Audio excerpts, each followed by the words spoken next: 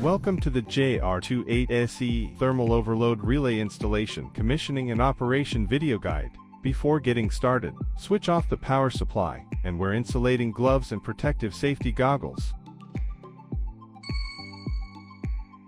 We'll need the following tools: wire strippers, crimping pliers, wires that meet the required specifications, an electric screwdriver, a flathead screwdriver, and a multimeter.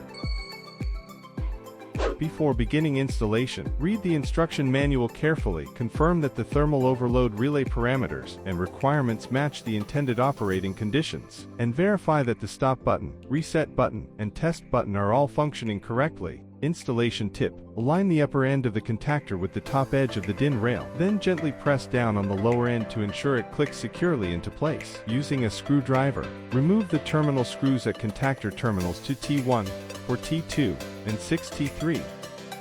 Hook the thermal overload relay onto the contactor slot. Align the 3 conductive bars on the top of the thermal overload relay and insert them into the contactor terminals. Tighten and secure them in place using a screwdriver.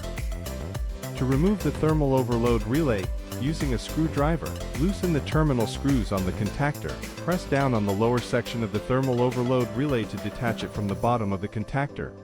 Then remove the contactor. Always check the current settings on the thermal overload relay and adjust the dial to match the motor's operating conditions. Before wiring, select the cable with the appropriate cross-sectional area based on the product's rated current. For the main power supply cables, carefully strip 11 to 13 mm of insulation from the copper conductor using wire strippers. For the auxiliary circuit cables, carefully strip 9 to 11 mm of insulation from the copper conductor using wire strippers. Then use crimping pliers to firmly crimp the terminals, ensuring a reliable connection. For the JR28se thermal overload relay, wire as follows: auxiliary terminals 95, 96, normally closed, contact, to be wired in the same circuit as contactor terminals a 1 and a 2. Auxiliary terminals 97, 98, normally open, contact. It is recommended to use an electric screwdriver with a preset torque value to tighten all terminal connections, ensuring a stable and secure connection. Once these steps are complete, the wiring is finished.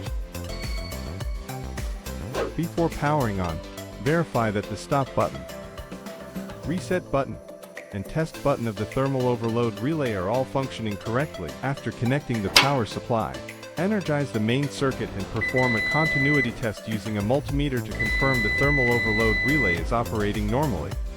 For any problems, refer to the troubleshooting guide, which provides diagnostic methods and solutions for common faults. For more information, visit console.com or get in touch with us on social media.